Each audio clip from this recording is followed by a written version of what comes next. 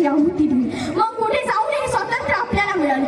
आज आपण अनेक सण, अनेक उत्सव साजरे करू शकतो, अनेक कार्यक्रम घेऊ शकतो, कारण आपण आज स्वतंत्र आहोत. मित्रांनो, आपल्याला मिळालेले हे स्वातंत्र्य सहजासहजी मिळालेलं नाही. यासाठी अनेकांनी आपल्या तप, त्याग, बलिदान दिलं. चंद्रशेखर आझाद हसत हसत फाशीच्या फंदावरती गेले. सुखदेव, राजगुरू, भगतसिंग सुद्धा हसत हसत फाशीच्या फंदावर गेले आणि जाता जाता आपल्याला सांगून गेले. खरं तर मृत्यू समोर दिसत होता, आपल्याला फाशीच्या फंदावर जायचंय हे त्यांना माहित होत. तरीही एका बाजूला कुठेतरी त्यांना असं वाटत होतं की आपल्या बलिदानामुळे तरी या देशाला स्वातंत्र्य मिळेल. मित्रांनो, ते फाशीच्या फंदावर हसत हसत गेले आणि जाता जाता आपल्याला सांगून गेले, सांस थमती गई, नब्ज जमती गई, लबड़ते कदम को न रुकने दिया.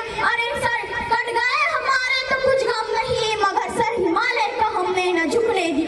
अरे मरते मरते रहा कफन बा कफन, साथियों तुम्हारे हवाले वतन, साथियों तुम्हारे हवाले वतन साथी. मित्रांनो, हे क्रांतीवीर आपल्याला जाता जाता सांगून गेले, या देशाच्या तरुणांना, या देशाच्या वीरांनो, हा देश आता तुमच्या हातात आहे. याला तुम्हाला आम्हाला घडवायची गरज आहे. स्वातंत्र्य तुम्हाला आम्हाला घडवायची गरज आहे. स्वातंत्र्य तुम्हाला आम्हाला टिकवायची गरज आहे. या देशाला तुम्हाला आम्हाला फुलवायची गरज आहे. मित्रांनो, या क्रांतीवीरांनी आपलं बलिदान दिलं म्हणून आपण स्वतंत्र झालो.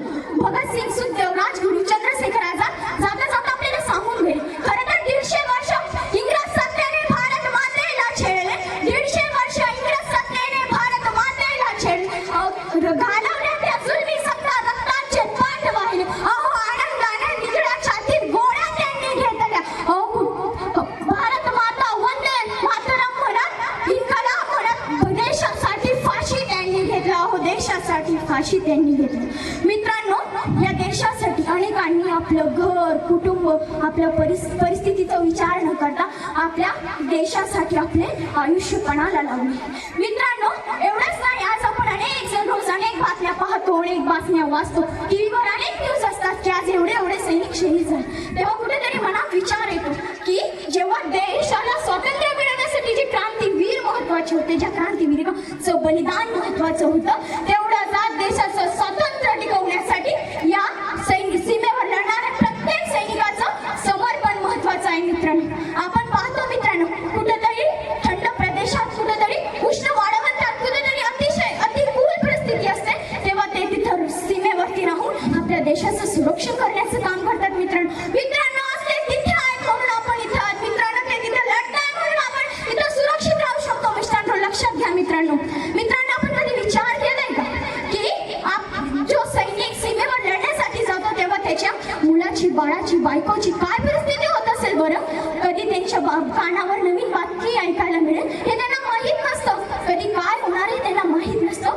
ते कुठेतरी त्यांना येण्याची वाट बघत असतात. मित्रांनो, ते सैनिकाला कधी एक गोळी त्यांच्या छातीची आरपार जाईल, कधी एखादा बॉम्ब फेरला जाईल आणि त्या बॉम्ब मध्ये अनेक सैनिक शहीद होईल. सांगता येत नाही मित्रांनो, आपल्याला सांगता येत नाही. मित्रांनो, आपल्याला त्यांना खरं तर गोळी लागते. मित्रांनो, आज एखाद्या आईचा मुलगा तिच्या समोर खेळत असताना जेव्हा तिच्या नजरेपेक्षा दूर जातो ना, तेव्हा ती आई गावभर ओरडत फिरते आणि सांगत राहते, माझा मुलगा कुठे गेला. आज हे देशाने आपलं स्वातंत्र्य मिळवण्यासाठी हे सैनिक सुद्धा महत्त्वाचे. खरं तर त्यांना गोळी लागते आणि ते जाता जाता आपल्याला सांगून जातात, सांस है जब तलक ना रुकेंगे कदम, सांस है जब तलक ना रुकेंगे कदम, चलते चलते मंजिल को पा जाएंगे.